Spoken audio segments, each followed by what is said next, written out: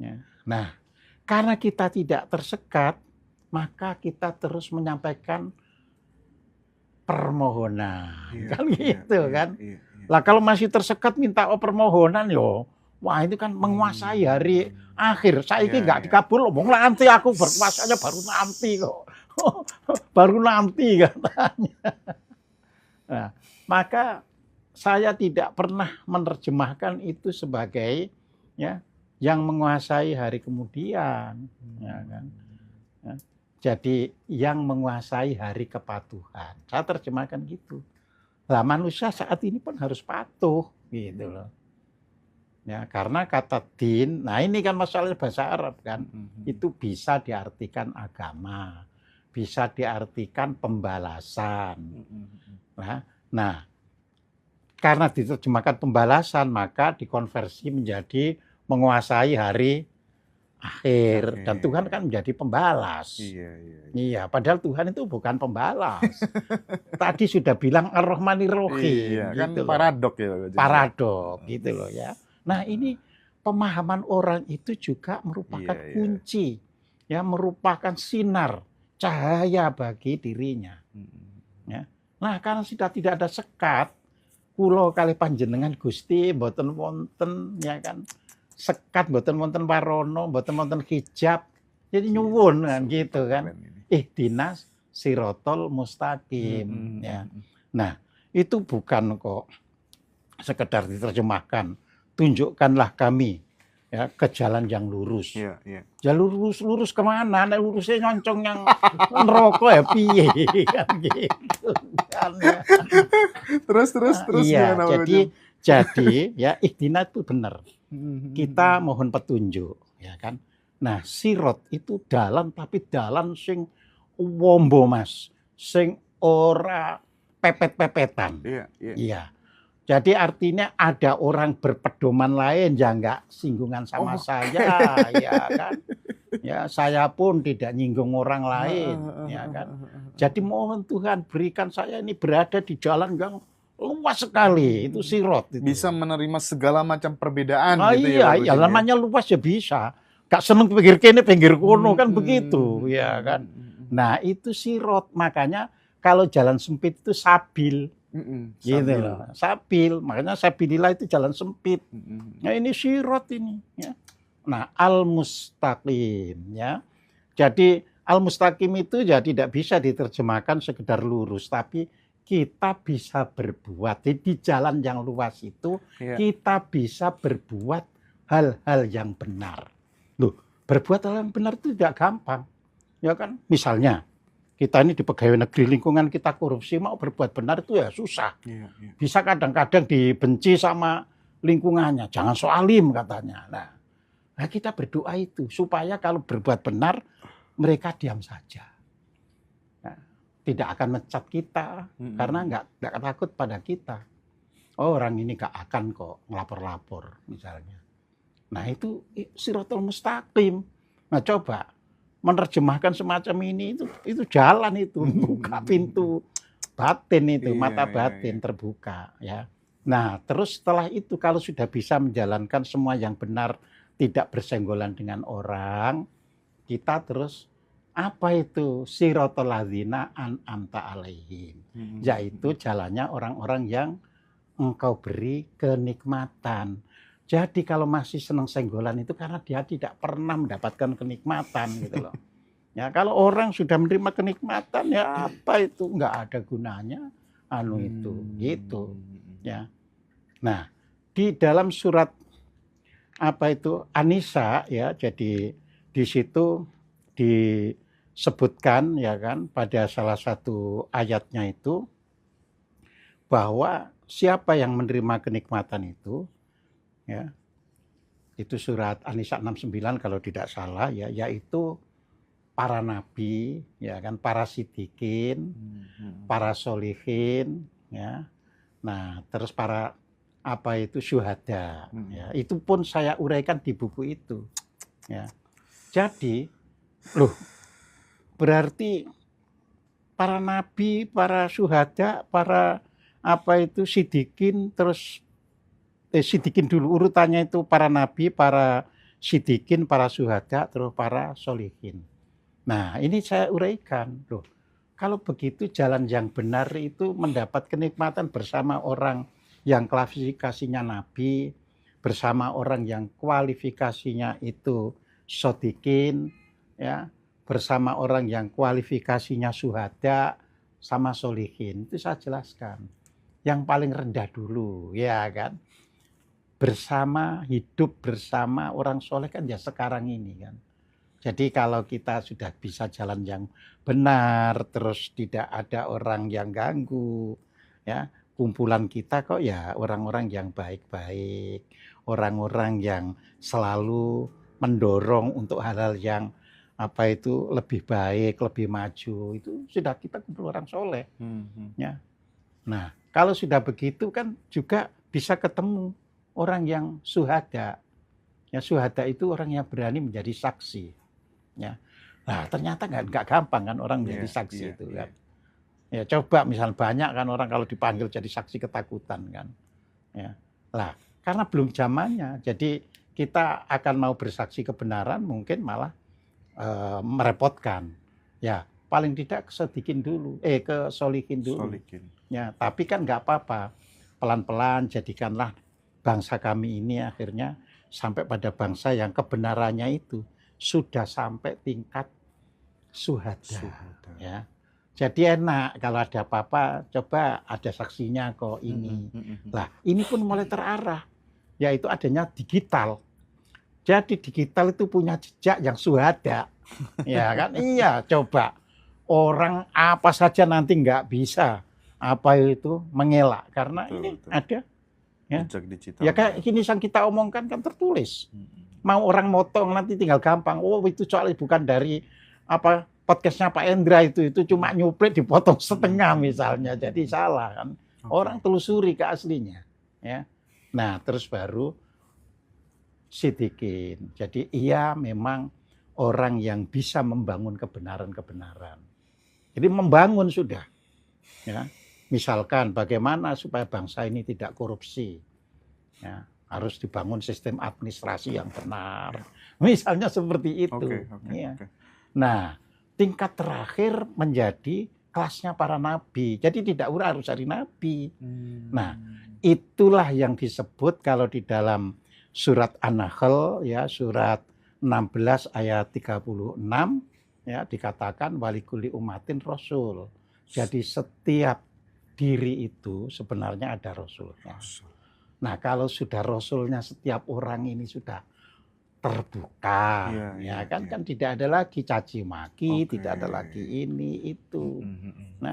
Nah, terus ditutup dengan Ghairil maghdubi alaihim walabdolin, ditutup. Jadi semoga dengan keadaan demikian itu kita tidak termasuk orang yang hidup dalam kemarahan. Ya. Jadi bukan dimarahi Tuhan, nggak ada kata Tuhan di situ. Maghdub, ghairil maghdub itu artinya bukan yang kena marah. Nah, jangan terus marah itu Tuhan pemarah, nanti berlawanan dengan Ar-Rahmanir Rahim lagi. Kalau Tuhan pemarah itu, Tuhan itu nggak pemarah karena Ar-Rahmanir Rahim kan gitu kan. Tapi kita hidup bisa kan di jalan kemarahan, misalnya sedikit-sedikit berkelahi, sedikit-sedikit berselisih, bertengkar. Nah ini jalan kemarahan kan gitu kan. Nah kita berdoa, ghairil maghdubi alaihim ya. Jadi kita jangan sampai hidup di jalan yang penuh kemarahan. Meskipun kita nggak marah, kalau hidup di tengah kemarahan itu nggak enak kan gitu. Dapat nikmat paling nggak nikmat gitu loh. Langsung terakhir waladhdallin ya. Bukan orang yang tersesat. Ya kan? Jadi namanya tidak tersesat, mana yang dituju bener kan gitu. Ini kearifan sufisme Nusantara kan teman-teman. Iya, ya kan. Ya mudah-mudahan kan kalau belum dapat dari yang dari Arab sana, dari sini juga. Nah Pak Gojim, kita ini kan katanya khalifah fil ard gitu ya. Kita ini wakil Tuhan gitu. Tapi banyak sekali teman-teman kita ini sebagai wakil Tuhan yang menuntut kesejahteraan gitu kira-kira. Aku sudah sholat, udah merasa dekat dengan Tuhan, tapi kok nggak sejahtera. Ketika sudah langit udah terbuka tadi dengan tip yang disampaikan Pak Kojim, Ya, itu jadi tidak di hanya sini, soal kedekatan di sini sama ada Tuhan, dua, tapi juga Mas. rezeki ya Pak Kojim. Ya, di sini ada dua kan tadi. Pertama kan langitnya yang terbuka. Kedua, matanya juga terbuka, Matanya mata batinnya. terbuka, mata batinnya Langit terbuka. yang terbuka, matanya sih tertutup ya kacau, Mas, gitu loh ya. Ini makanya masing-masing ada Iya, porsinya iya, sendiri iya, iya. gitu ya. Oke. Nah, jadi ya bahwa kita jadi khalifah itu memang tugas kita ya. Jadi setiap orang itu adalah khalifah. Setiap orang. Istri ya khalifah ya. Laki-laki sebagai suami ya khalifah, bapak, anak ya khalifah semuanya. Asal sudah waktunya dia bertanggung jawab. Ya, jadi kalau anak itu disebut sudah balik ya kan. Itu berarti sudah jadi khalifah ya. Khalifah itu sebenarnya arti literalnya itu bukan wakil. Bukan, tapi menggantikan. Ikhtilaf kayak gitu ya. Iya, menggantikan. Ya. Nah, menggantikan siapa? Ya menggantikan ajaran-ajaran luhur yang sudah disampaikan Tuhan itu terus-menerus diikuti. Ya kan, jadi kalau tadi kan ada Nabi Muhammad sudah wafat. Terus itu khalifah. Ya, jadi gitu. Jadi makanya ketika Abu Bakar itu disebut khalifah, dia tidak mau kan disebut sebagai pemimpin itu ya. Tapi menggantikan kedudukan ya. Jadi sebelumnya itu Muhammad, saya tidak menggantikan kenabiannya kan gitu kan, tapi menggantikan kedudukannya dalam memimpin umat. Nah, jadi kita ini cuma menggantikan saja dari pesan-pesan luhur. Karena kita hidup, yang pesan luhur tadi yang sudah berpesan sudah meninggal, ya kita yang menggantikan. Nah, kalau regenerasi itu bisa jalan terus dengan baik, negara maju. Masalahnya kan kita sampai ada ungkapan kan wong Jawa ya lali Jawane, ya kan? Artinya kan tidak tergantikan. Jadi apa yang dulu sudah disampaikan tidak langsung berlanjut.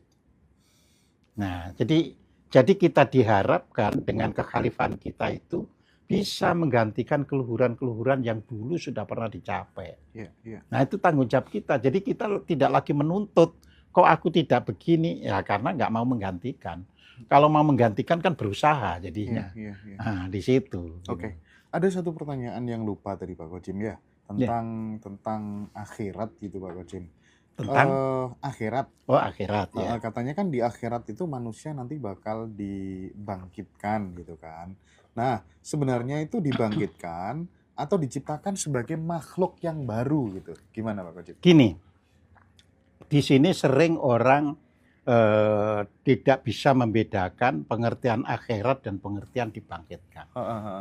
Ya, jadi ada dua hal. Ya.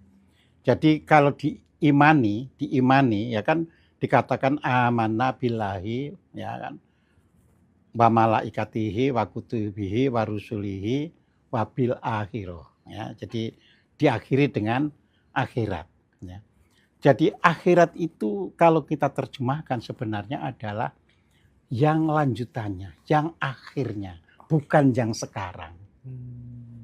Makanya ketika orang reinkarnasi, dia sudah dimasuk di akhirat.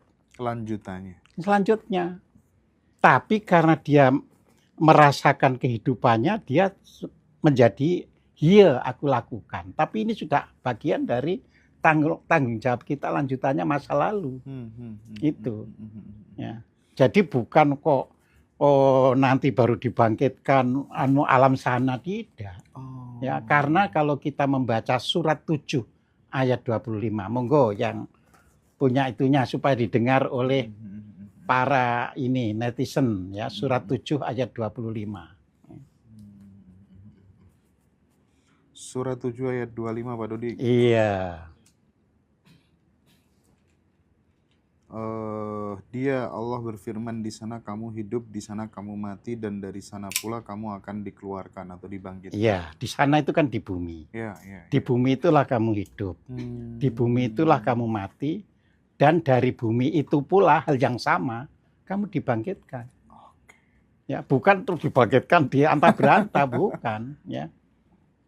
Dan itu juga dipertegas kembali di surat 20 ayat 55. Tapi nggak usah dibaca karena bunyinya sama. Ya, bunyinya itu sama.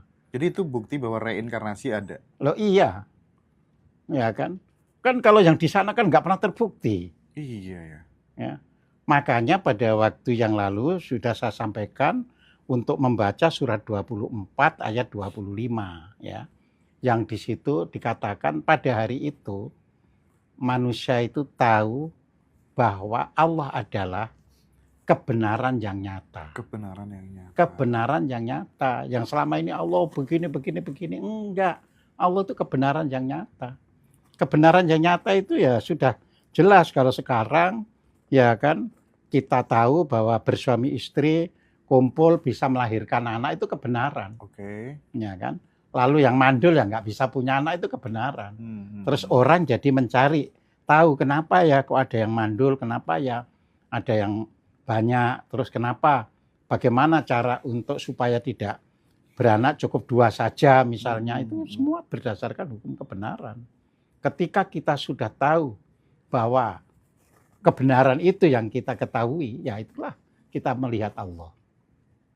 Jadi bukan bentuknya kayak gimana lagi. Jadi seperti itu. Gitu. Nah, saat kita sekarang ini hadir, kita dibangkitkan untuk melakukan segala kebajikan. Makanya dikatakan, dan di akhirat itu mereka memasuki taman surgawi, ucapannya salam. Artinya damai. Jadi kalau kita belum bisa damai ya belum masuk surga kan gitu kan. Sederhana sebenarnya. Terus Pak Gojim, kan katanya tajalli Allah yang pertama itu adalah Nur Muhammad gitu. Nah bayangan kita kalau ada Muhammad itu teringat Muhammad Nabi yang di Arab, Rasul gitu kan. Bagaimana Pak Gojim? Ya begini, di dalam Al-Quran sendiri ya nama Muhammad itu hanya disebut 4 kali ya. Dari 6.236 ayat ya, itu nama Muhammad hanya disebut 4 kali. Kalah dengan nama Nabi Musa yang disebut sebanyak 139 kali. Ya, nama Ibrahim disebut sebanyak 69 kali. Ya. Terus nama Adam disebut 25 kali. Nama Isa disebut 25 kali. Ya. Nah, jadi ini nabinya orang Islam kok disebut 4 kali. Nah, disitulah mutasabihatnya. Mutasabihatnya iya, di situ gitu begitu. Ya kan? Ya. Jadi mutasabihatnya di situ. Jadi Muhammad itu apa? Ya. Artinya orang yang dipuji. Ya. Jadi orang yang dipuji. Nah, artinya siapa saja kan gitu kan? Yang bisa berperilaku yang terpuji ya Muhammad secara hakikat. Nah, namanya secara hakikat berarti ada sumbernya. Nah, sumber yang bisa membuat sesuatu terpuji namanya Nur Muhammad. Jadi ini proses. Orang Jawa juga mengatakan, cuma nama Muhammad itu bahasa Arab. Misalnya Pustaka Weda Sasangka mengatakan karena cahaya itu ya datang dari Yang Bagas Purwa ya, maka kejadian semuanya ini ya setelah lewat Yang Bagas Purwa. Padahal Yang Bagas Purwa itu ada karena adanya Yang Eka Jati, karena adanya satu yang benar itu. Terus dia dengan apa itu cahayanya menghasilkan Yang Eka Jati, Bagas Purwa sebanyak-banyaknya, nggak terhitung, bertriliun-triliun. Nah, terus disitulah cahaya ada yang mencahayai untuk jadi manusia, ada yang mencahayai untuk jadi cacing, untuk jadi Makanya dikatakan semua makhluk, tiap-tiap makhluk ada Gusti Allah kan gitu kan. Dan itu selalu ada Nur Muhammadnya. Tanpa Nur Muhammad ya nggak pernah ada itu Nggak pernah semua. ada. Seperti Oke. itu. Ya. Keren. Terakhir penutup Pak Kojim. Monggo. Ya, penutup gini. Tadi Pak Kojim sempat menyatakan bahwa Allah adalah kebenaran yang nyata. Gitu ya. Terus kemudian sempat bilang juga tentang Adam gitu ya. Apakah kemudian manusia sebelum Adam itu juga diadili oleh Allah gitu? Gimana kata diadili ini, apakah pas juga gitu? Kan Ya, Allah jadi mengadili gitu. makanya di sini dalam hal demikian ini kita tidak boleh ya, mengacaukan informasi-informasi yang kita terima. Oke. Ya, jadi di situ ya Allah adalah kebenaran yang nyata, bukan saya. Oke. Bukan saya yang mengatakan. Itu ada di surat Al-Qur'an, Oke. surat 24 ayat 25. Ya. Al-Quran yang Yo, mengatakan Al-Qur'an. ya, Allah adalah kebenaran yang nyata. Al-Qur'an, iya.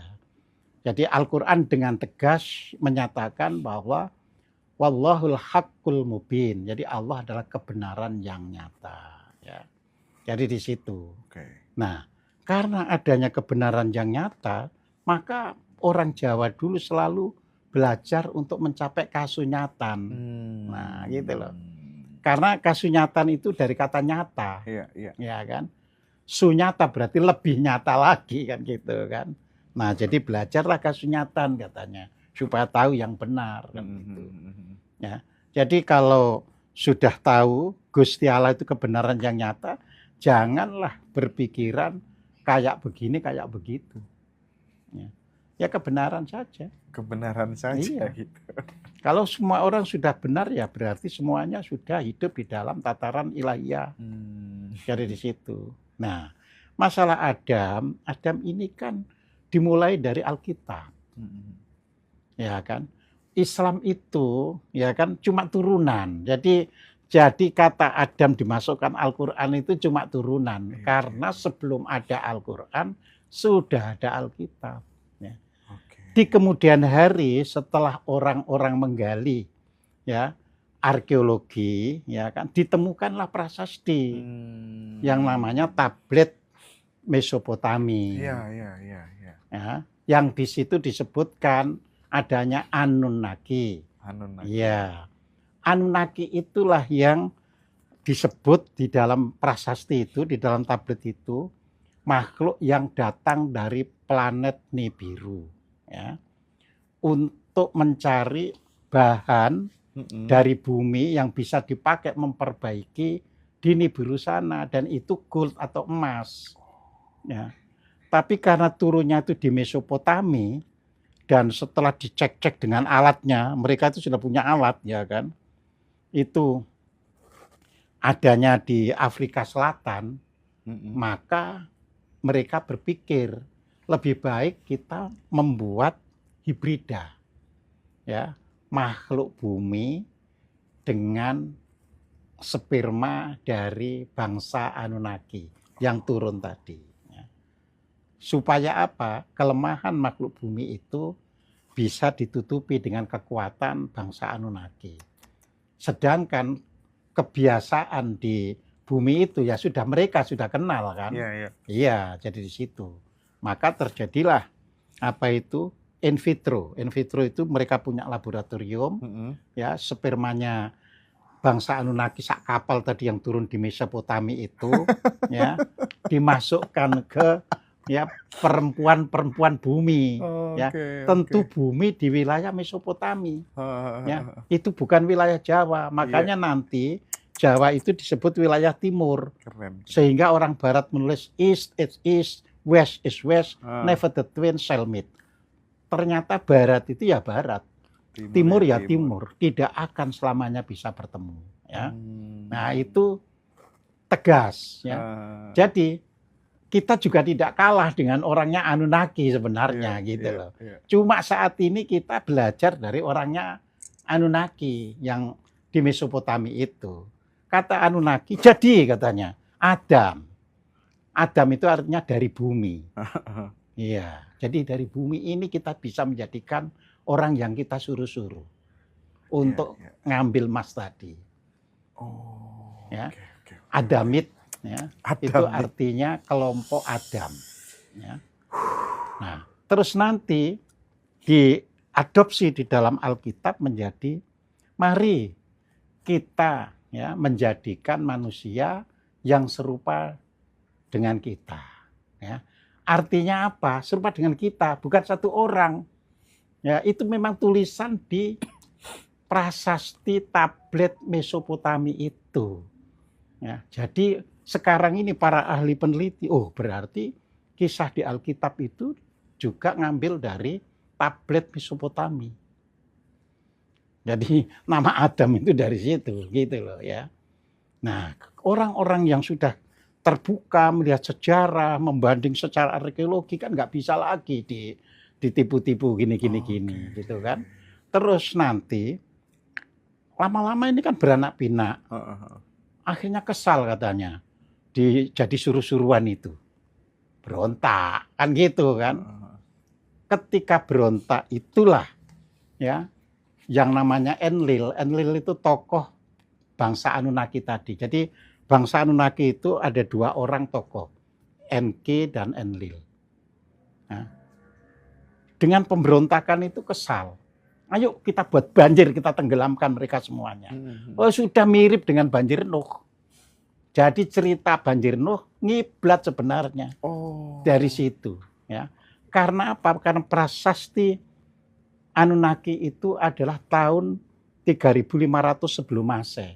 Sedangkan Alkitab ditulis tahun 600 sebelum Masehi. Ya, ada jarak ini. Dan ini ilmiah gitu loh ya. Ilmiah nggak bisa dibantah dengan sekedar enggak, aku nggak cocok dengan gitu ya. Ya terserah kalau maunya begitu. Ya, kalau saya tadi kan sudah mengatakan ilmu itu secara kelahiran harus dikuasai. Itu kelahiran. Ada prasasti kita baca itu kelahiran. Kita tidak bisa terus, enggak ini soalnya wahyu, kita tidak bisa. Karena ini kelahiran. Mesin itu ada komputer segala itu kelahiran. Kita nggak bisa, zaman Joyoboyo dulu juga sudah ngarang-ngarang ada begitu, ya nggak bisa juga gitu loh. Ya, jadi kita harus mulai jujur. Nah, jadi orang jujur itu nggak gampang loh. Iya, sering bertabrakan dengan diri kita. Nah, setiap manusia itu, ya kan, ada karma. Ya. Nah, di Al-Qur'an itu pada surat 39 ayat 50, surat 53 ayat 39 ya.